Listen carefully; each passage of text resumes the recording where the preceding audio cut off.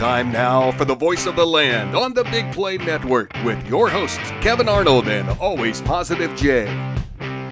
We are so graciously joined by Browns analyst for ESPN Cleveland, writes articles on landondemand.com. He is the one and only Tony Grossi. Tony, thank you so much for taking some time tonight right here for the voice of the land. Hey, Kevin. Hey, Jay. How are you tonight? Not too bad. Well, came into the show ready to go. We had this plan, and then, we were going to ask you some questions about your career, but also the Browns. But I guess we'd be remiss if we didn't start with the news that came out prior to us jumping on here tonight. Your reaction to Myles Garrett getting hurt in a Pro Bowl flag football game, and any news that you have on maybe how long that injury could keep him out for this offseason workouts. Well, it wasn't in the flag football game. It was in some gridiron, one of the other events, which him and Bitonio and Nick Chubb were a team, and it was some a mini obstacle course. Okay. And it involved climbing over and then I think they climb, barriers crawl, and underneath and over, and just stupid stuff. It looked like a mini military training program. Yeah. And he finished his segment and kind of limped off. It didn't look like anything major, but a dislocated toe is. Listen, if it were during a season, he'd miss games because of it. But the Browns said X-rays were negative. It's just a joke. I mean, does this finally kill the Pro Bowl? I don't think so. I mean, people are actually tuning into this stuff. They had over 1 million viewers the first night, and I'm sure there were more today. There's just nothing on TV. There's no sports other than, NBA and college basketball. There's no football. This is the one weekend without pro football since August. So football just has such a strong hold on everybody that this was the football fit, I guess. And do you think, Tony, that stronghold that you talk about is why the NFL continues to put this out there? Jay and I were talking as we were going through the first segment. The NFL, even without the Pro Bowl, has something major in every month out of the calendar year, and it just continues to cycle through. But is it that stronghold that they want, or is there another reason this Pro Bowl just continues to hang on? They just adjust it every year. Well, it's TV programming. They have to fill that time slot, and they're committed to it. That's what I don't know. Did ESPN show this, or was it NFL Network? One or the other. They have to have something in this time slot. I wouldn't know. I didn't watch a second of it. Yeah. Again, enough people did. Because I heard you saying that it's all going to depend on the numbers, and I was praying that they were going to be low numbers. I'm like, please just get rid of this. I don't care. Make them play a Madden tournament or something. But with our Browns' luck, of course, we're the people that come out with an injury. Yeah, I mean, hopefully by April, when they get back together again, it'll be totally forgotten and all that. But it's not like there was a famous Pro Bowl where I'm trying to think of the player who suffered a major injury, a Browns player. And it was back in the 80s. It was a major injury, like an ACL or something. It's not like that. But still, it just kind of punctuates how silly this is. And it is programming. The only thing I watched was the long drive contest. Hats off to Jordan Poyer coming through with a 320-yard drive on this last swing of the competition. But other than that, I think they got to get rid. I think one result of this injury will be get rid of anything that could somehow injure you. More water balloon tosses, more golf, anything but obstacle courses. Yeah, Tony, I mentioned if anything sticks around with the Pro Bowl, it's the stuff on Thursday night. If you want to highlight the athleticism of these players, what got them to the Pro Bowl, what named them a Pro Bowler, some of that stuff does. I know some of it gets silly. They let you bet on all of it anyways, so people will tune into it. It's just that kind of stuff is probably where they need to stay. Anything, like you said, anything that could lead to an injury, the NFL doesn't need that, and they don't want that kind of bad press on them, do they? No. I mean, listen, this was a freak fluke thing. I don't know how much of an impact it's going to have, but it just reminds everyone how silly this whole thing is. They'll adjust. The Peyton Manning and Eli Manning will get together, the executive producers, and come up with some. Maybe they ought to go, pocket billiards, bowling, closest to the pin. I wanted the old that quarterback doesn't, competition they used to do back in the 90s. Those what? were always cool. The old quarterback competition where they would get the actual good quarterbacks to play in them, and you'd have Bernie going against Jim Kelly and Troy Aikman and Brett Favre, and they'd do the longest throw, and then they'd have the moving targets, and you'd have to hit them. Yeah. I was a kid. Well, I loved that. The quarterback throw at this event was kind of interesting. I actually went back and watched today. They replayed it. Mm-hmm. So it's double programming for them, and I went and I found that kind of interesting. Who was the best quarterback in there? That like big name wise, not that won the competition. Well, Derek Carr was the star. See, that's the problem. Derek Carr was the star of this thing. Like I just labeled off all those guys that used to be in this, and now we got Derek Carr as the star. And I think the biggest press conference is his post game conference, not the whole actual event. Yeah, he had a good line. Yeah, so I mean, it is what it is, as they say. It's TV programming, and I still think that players should be honored as Pro Bowlers, all-stars in a given season. But when you get Tyler Huntley in there, it just undermines the whole idea of honoring, the season's best players. Well, so now we know that Myles Garrett goes into the offseason program rehabbing an injury coming out of this Pro Bowl. But the Browns are in their offseason, and they've gone in the offseason earlier than some of the teams, more often than not playing in high-pressure games in January and February. Tony, I know that you wrote on thelandondemand.com this week about defensive line more so than secondary needing the most help. And you listed a lot of free agents. We don't know which teams will hang on to who or franchise tag who. But how can Jim Schwartz, and you mentioned in the article, but how can Jim Schwartz help with the defensive line deficiencies that we saw this season? I think he'll be a big help.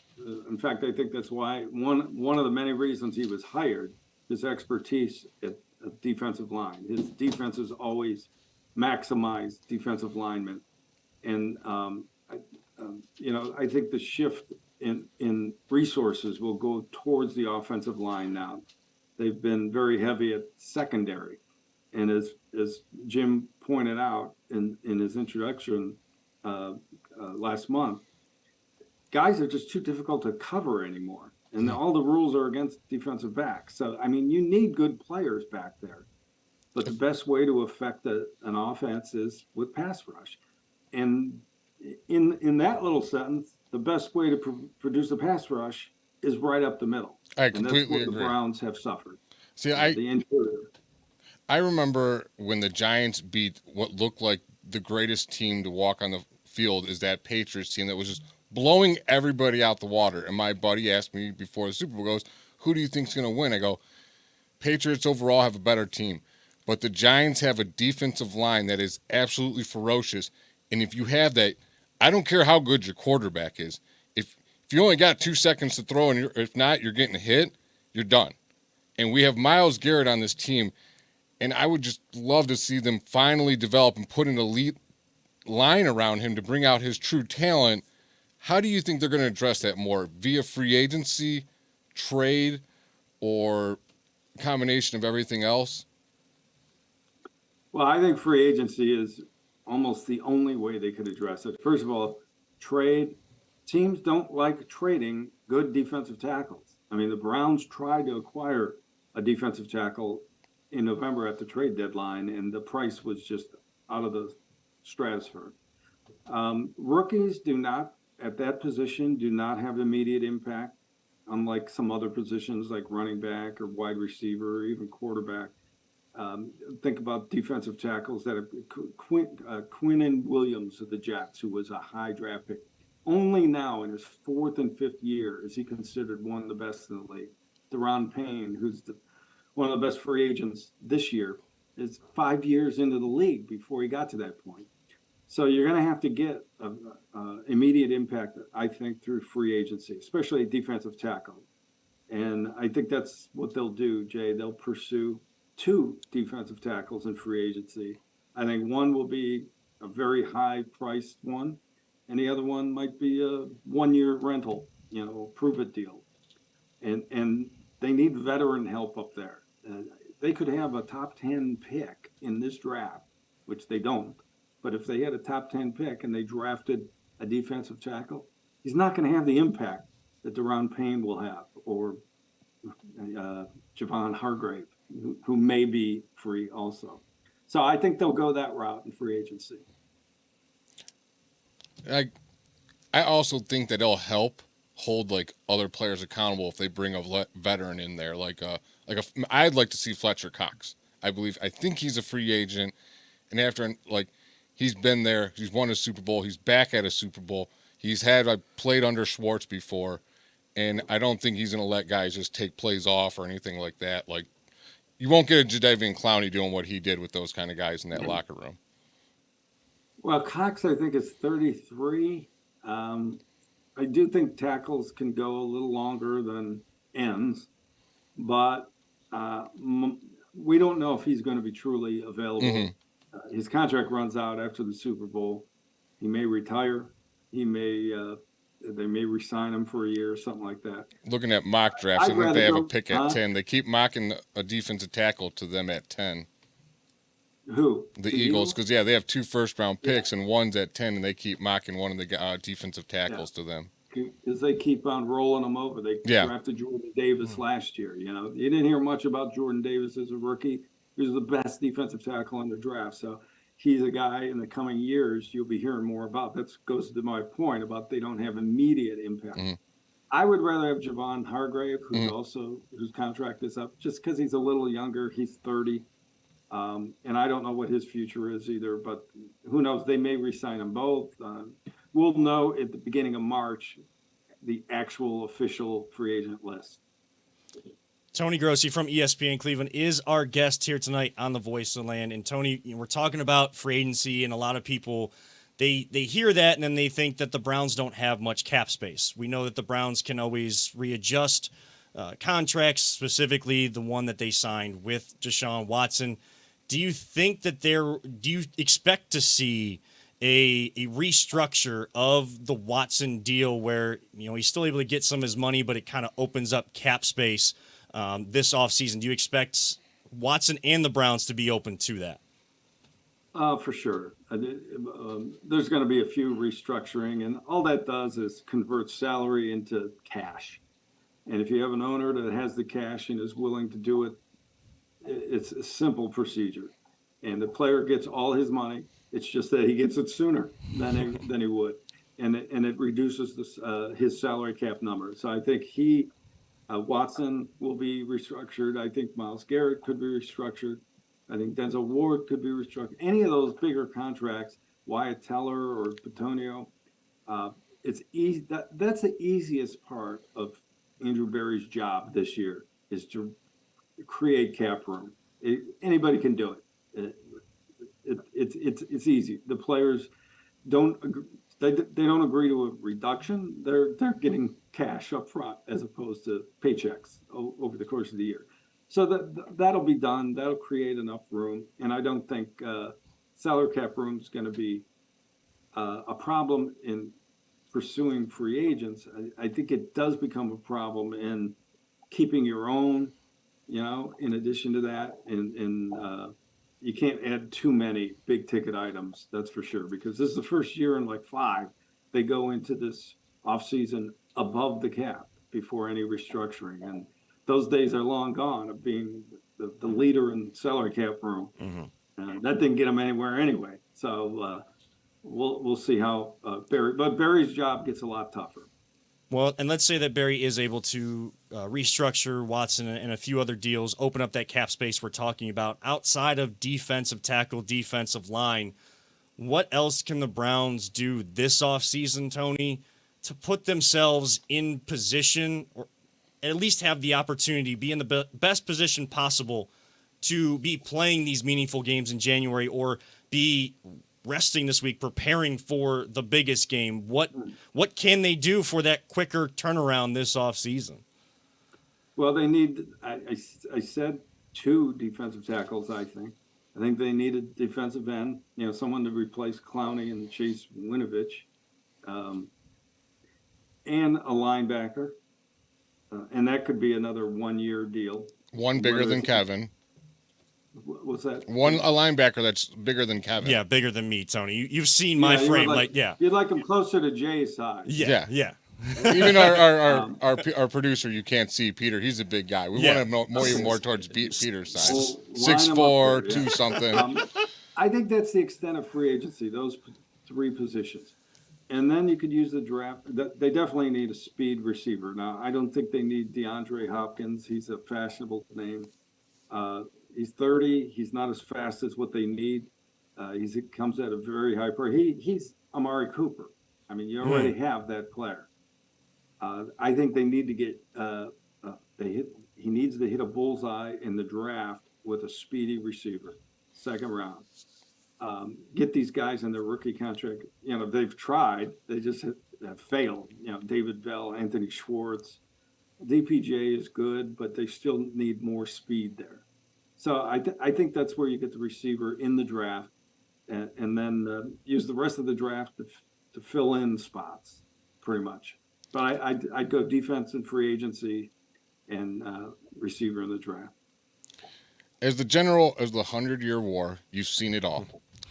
Outside of the win-loss record, what is the biggest difference between the Browns team before the move and after the move, and what do you think they could do to get back to the good old days where we were perennial winners all the time?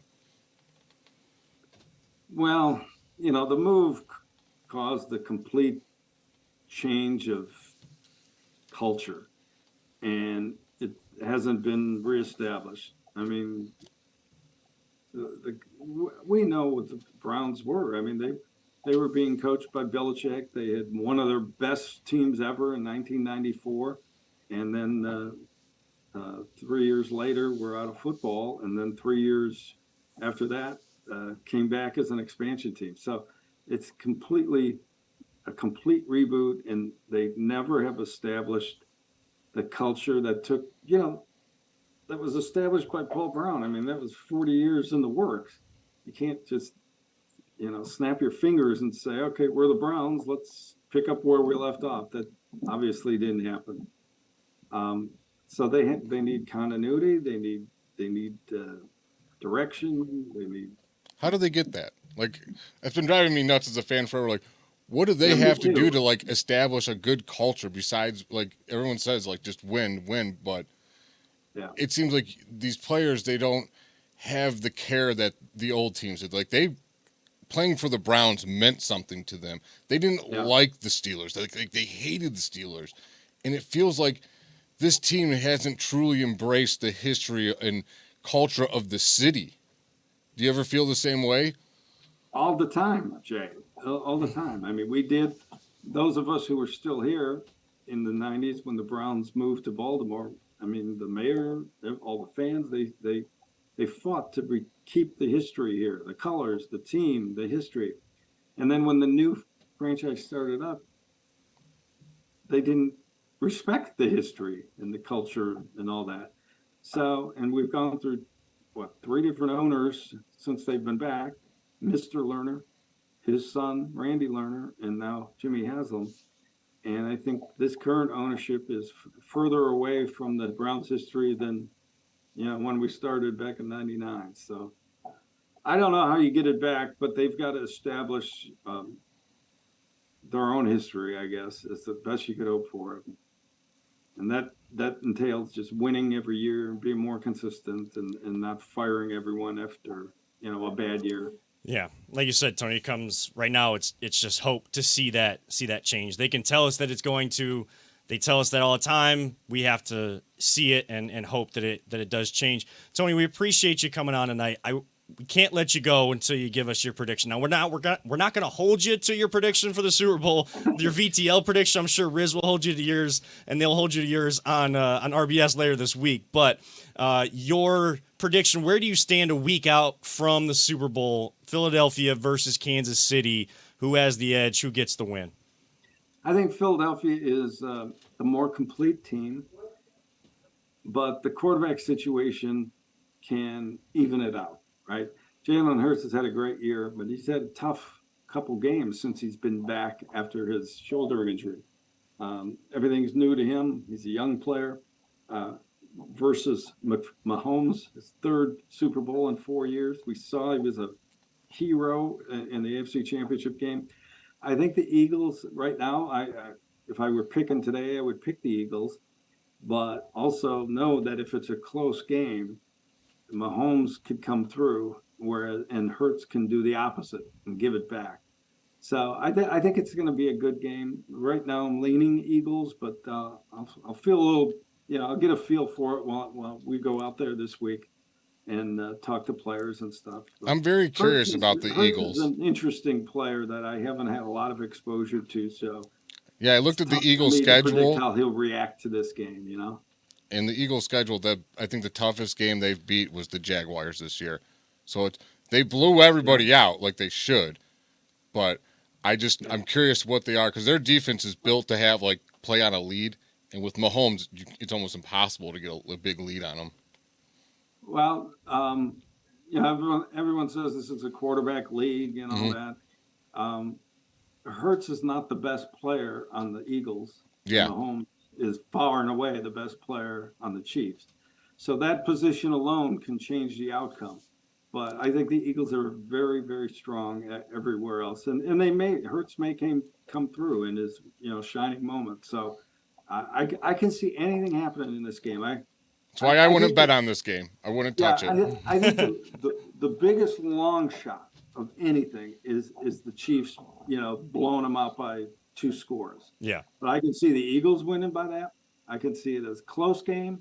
I could see the Chiefs squeaking by, but I just can't see the Chiefs dominating. But I can see the Eagles dominating.